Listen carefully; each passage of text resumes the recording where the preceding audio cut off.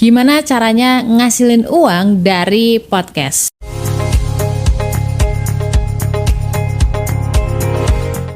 YouTube channel podcast low budget.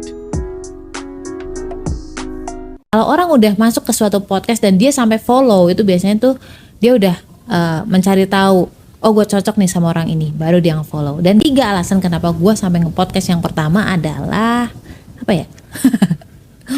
Aslinya gue suka sharing, cuman memang lebih cenderung nyaman sharing yang audio doang. Dan dulu makanya kenapa gue nggak nge-YouTube, belum nge-TikTok, belum berani nge-TikTok, di Instagram juga paling tulisan-tulisan doang. Tapi begitu nge-podcast gue merasa kayak ini dia nih yang gue mau gitu. Jadi kayak memang jiwanya tuh suka sharing lewat audio.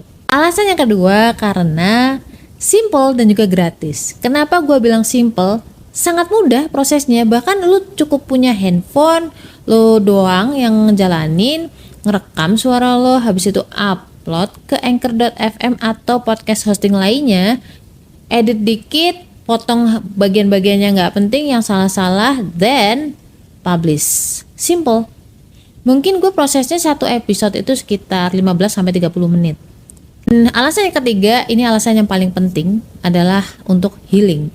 Orang itu punya caranya sendiri-sendiri untuk coping masalah. Ada yang sukanya curhat ke temennya, ada orang yang sukanya curhat ke media massa gitu ya.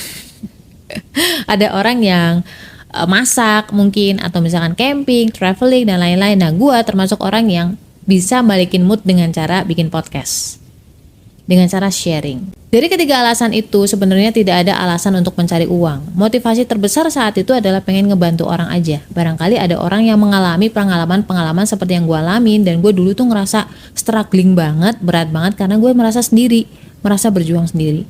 Dan gue berharap ketika ada orang yang mengalami itu, mendengarkan podcast gue, dia tuh tahu bahwa dia tuh gak sendirian. Itu sih motivasi utamanya. Dan bagaimana caranya gue sampai mendapatkan uang dari podcast? Yang pertama, gue tuh memang sudah ada produk dan juga jasa. Produk gue adalah e-book tentang karakter golongan darah, khususnya golongan darah B, ya nyinggung-nyinggung dikit tentang karakter golongan darah yang lain. Selain itu gue juga punya jasa curhat atau jasa ngobrol berdasarkan golongan darah. Tetap ya. 3 tahun berselang ada yang ngubungin gue, entah mereka minta untuk menjadi pembicara, ada yang minta tolong untuk diiklankan sesuatu.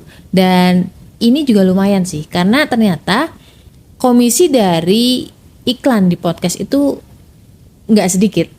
Ya nggak banyak banget sih, tapi lumayan lah, cukup gitu. Apalagi kalau iklan itu banyak didengerin.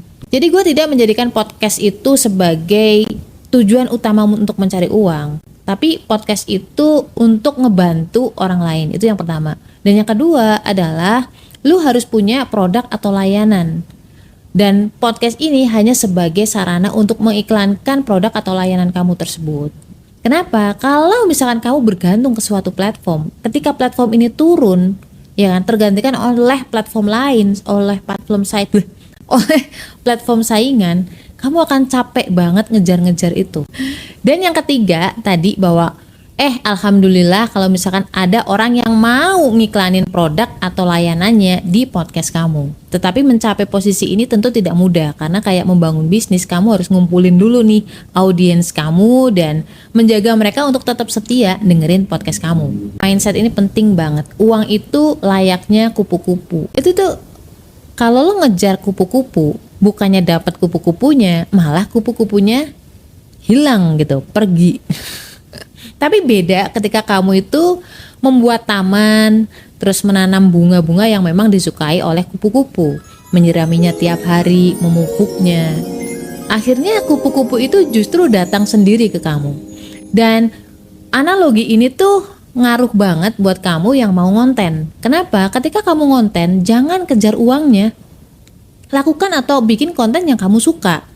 Kamu suka sharing misalkan tentang masakan, kamu suka sharing tentang perjalanan karir kamu, tips-tips kamu, bikin konten yang bisa ngebantu orang lain. Kamu posisikan dulu lah, kira-kira dulu tuh aku kesulitan apa ya, kira-kira informasi yang gue butuhin waktu itu apa ya, dan sekarang gue udah dapat informasi-informasi dan pengalaman ini nih, akan gue bagi lewat podcast.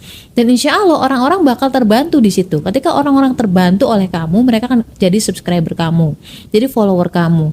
Dan insya Allah tiap minggu juga mereka akan tetap dengerin podcast kamu. Dan ketika lo udah punya audiens itu udah punya karakternya sendiri. Contoh, misalkan gue, audiens gue kebanyakan adalah wanita, 75% lebih lah. Dan usianya itu berkisar antara 25 sampai dengan 34 tahun, mayoritas. Wanita di usia tersebut kira-kira permasalahannya apa sih? Dan perusahaan-perusahaan yang punya bisnis di bidang kosmetik, di bidang fashion, mungkin bisa nitipin iklan itu di audiens kamu. Selain audiens podcast yang setia, bahkan level kesetiaannya tuh mencapai 80% lebih, dia juga itu dengerin podcast biasanya dari awal sampai akhir. Jadi ketika ada iklan disisipin di situ, mereka akan dengerin dengan seksama. So, saran dari gua ketika lu mulai nge-podcast, pertama niat dulu, bismillah, berdoa agar niat kamu tuh bukan untuk yang lain nih, niat kamu untuk membantu orang lain, memberikan tips atau value kepada orang lain. Ini yang bikin kamu tetap konsisten menyirami podcast kamu. Maksudnya menyirami tanaman kamu. Dan nanti kupu-kupu akan datang dengan sendirinya. YouTube channel Podcast Low Budget.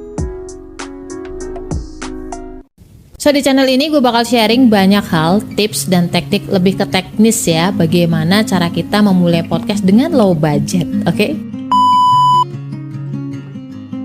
Melihat TikTok dan kawan-kawan. Ngomong apa sih? Tidak! Karakteristik.